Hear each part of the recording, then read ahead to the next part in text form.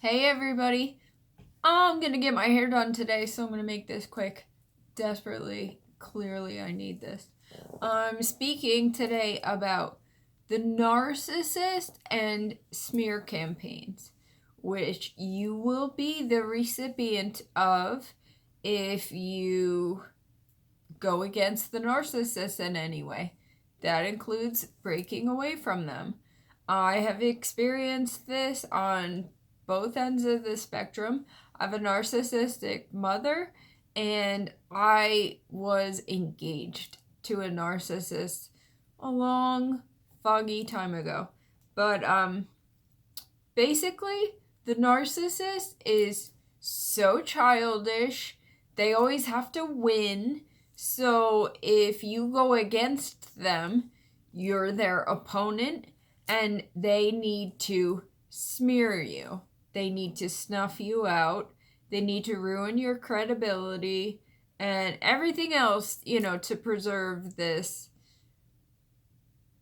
gregarious, false construct of a reputation that they try to maintain. And at the root of it all, we've already established that narcissists they hide from their own feelings of inferiority, their very toxic self perceptions, their lack of self-esteem, their lack of self-confidence. So their narcissistic persona is really a defense mechanism to bolster themselves, to protect them against their self-deprecating feelings that are ultimately at the root of everything. So when you are the victim of a smear campaign, which I have been, little side note here. Okay, my son, up there, Joey, passed away in April of 2013. He had brain cancer. It was horrible, the worst nightmare I would never wish on anyone. But here's where I'm going, is that I have a narcissistic mother, and she has always used me as her main source of supply. Now, I had my suspicions, speculations, but it wasn't until I learned the concrete information about narcissistic abuse that it really put everything into perspective for me. And it's so disturbing, as I'm sure you know, but I realized, we have friends that actually at one point told us that they ran in to my narcissistic mother and enabling father at a restaurant. They were out eating, and it was shortly after Joey had passed away. And my narcissistic mother proceeded to try to speak badly about me.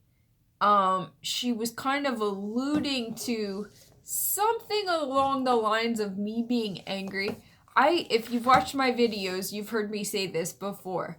That's like their number one. It's disgusting. It's so disrespectful. It's exploitative. They try to use the argument that losing our son has made myself and my husband angry. It's beyond. It's the lowest of the low. If you watch my videos, my husband and I are so appreciative. We're so blessed with each other, with our incredible children, with this beautiful life. It couldn't be the polar opposite of the truth, what her allegations are, that we're angry and all. But anyway, that's my point. Smear campaign there is because she was jealous that I think I was getting attention, maybe? I'm not quite sure. But whatever her motives were, rest assured they were, in her self-interest. She was envious or jealous or whatever that I was getting attention, I guess. So she proceeded to trash talk me to our own friends, man. And The other thing is like, narcissists are not stupid. They always put their reputations first. So they kind of feel people out to see if it's a safe place to, spin their lies and to trash talk you, whatever. Like they want to know if they have a receptive audience or if it's going to reflect poorly on them. So this has happened so much, but that's a totally gross example. But my narcissistic ex as well, that was eons ago. Thankfully I have put that out of my mind, but he no doubt trash talked me to everyone. We were engaged, and I even called his mother. At one point I was so desperate, he was giving me the silent treatment, and she would not speak to me. And she was a lovely woman. Like, clearly he just went to town with like bashing me. And I mean, think about it. They have to put you down to make you so awful that their disgusting actions pale in comparison. So if they portray you as a piece of garbage, what they're doing to you doesn't look so bad. It's like they try to justify their malicious, selfish actions. And my narcissistic ex, he discarded me because I started to assert myself and stick up for myself. But smear campaigns happen because narcissists can't deal with, adversity, anybody going against them, or anyone not being on their side, all that stuff. It's so childish, but we've said this, that's what narcissists are, they're childish. So, alright, I actually looked into this to try to come up with some substantial information to give you guys. So, a way to navigate through a smear campaign is, first off, don't engage. It's so hard because you want to defend yourself, but think of it this way, you guys. You can't reason with insanity, right? So why defend yourself against lunacy? It's just so nonsensical. So don't engage. As difficult as it is, try your best, because what they're trying to do is to turn you into a crazy person, to make you defend yourself, to make you look bad. So don't do it. That's the first thing. The second thing, focus on what you can deal with, not what you can't. So, this applies to if you're divorcing a narcissist as well. I can't imagine that, but don't engage with the tit for tat stuff. Keep copious notes, factual evidence to assist you in your litigation. That's number 2. Number 3, be prepared for the narcissist to claim the victim's role. This is my narcissistic mother's jam all day long. As I was mentioning about my son passing away, it's more about how it impacted her. Never mind the fact that my husband and I were the ones undergoing this nightmare 24/7 for about 18 months. It's how it impacted her. She's the victim. And in turn, she villainizes me however she can to, wiggle herself into this role of victim. So they'll always try to be the victim. The fourth way to deal with it is look forward, not back. Think about how awesome I am a living testament. Your life is awesome without the narc in it. So look forward, don't look back. And the fifth way to deal with a smear campaign is to seek support. I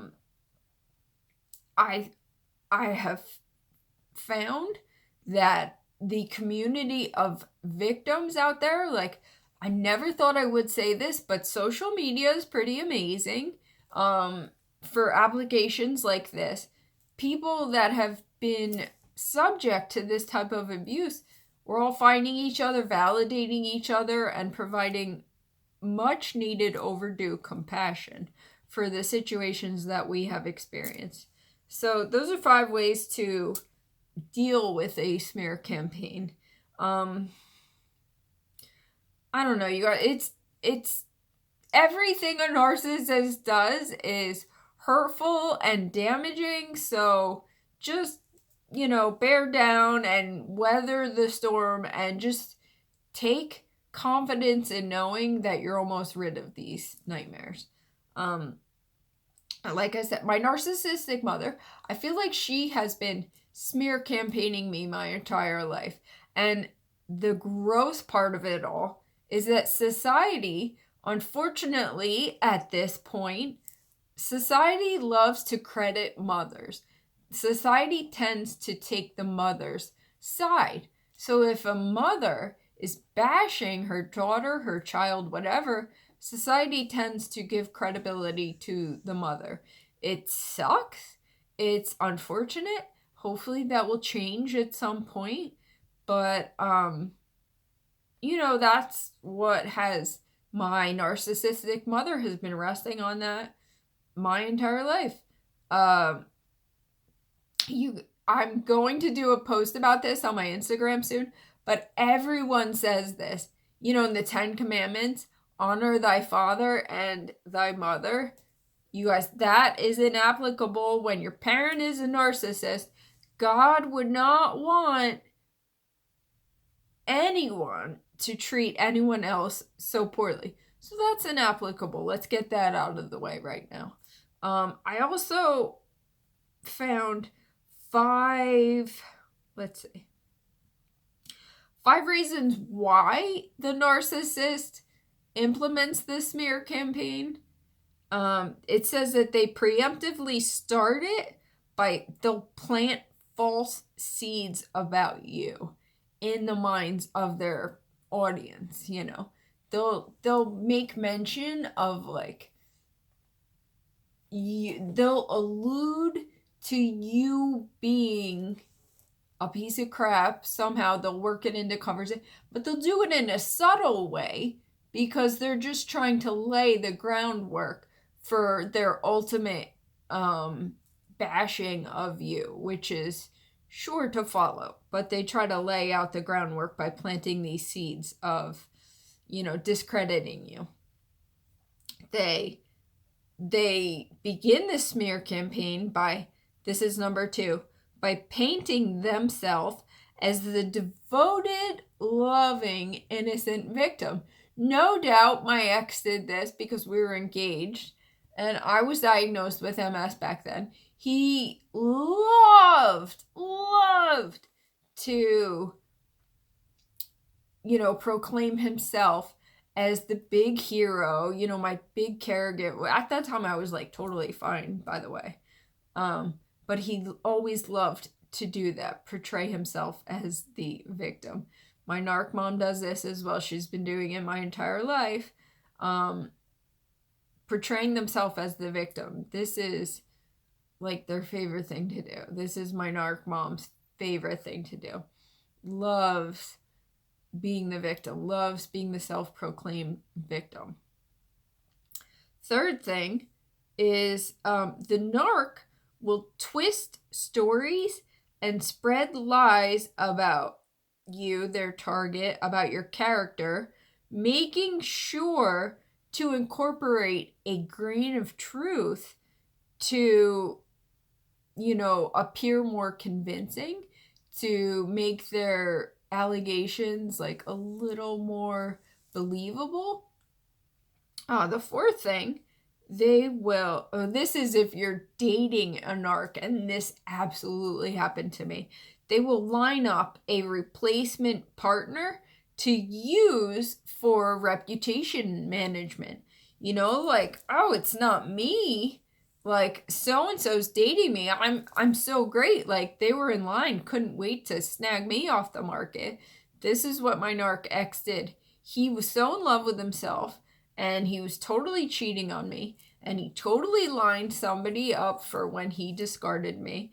So he had her in line to look, she adores me. What's wrong with me, Michelle? she lost out, you know, she's a loser, and drags my name through the mud. So number 5 is they will discard their partner out of the blue and then publicly flaunt their new supply. My ex did this.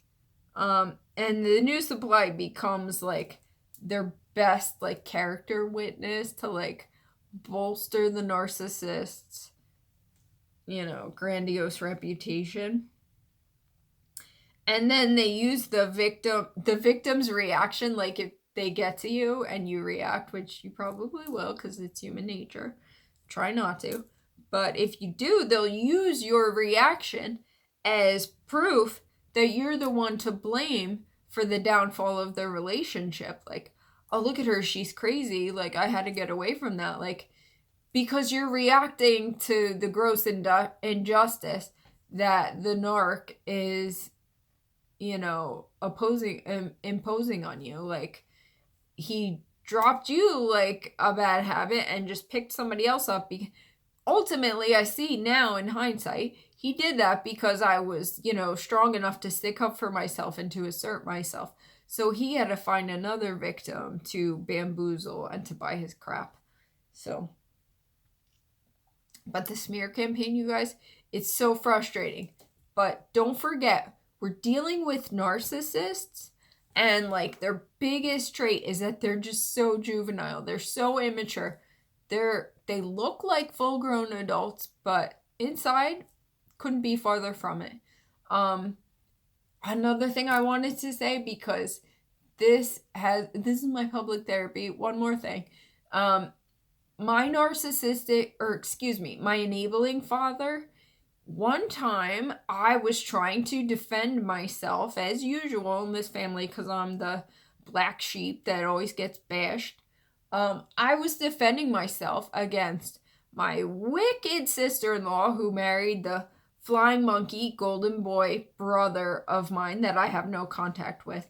But I was defending myself against, you know, one of the bajillion things she did to me.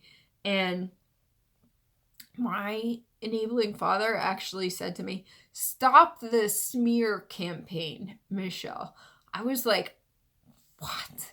Like, I never heard that term before. And he used it. How ironic is it that he's allied with the narcissist, but they impose these, you know, they try to deflect and blame you for what they're in fact doing. It's incomprehensible. So if you're the victim of a smear campaign, I'm so sorry. It's just one of the, you know, juvenile tactics in the narcissist arsenal of toxicity. They do it because they're trying to put you down. They're so feeble and weak inside. They have terrible self-esteem. They feel disgusting about themselves, and they want to portray you as the bad one.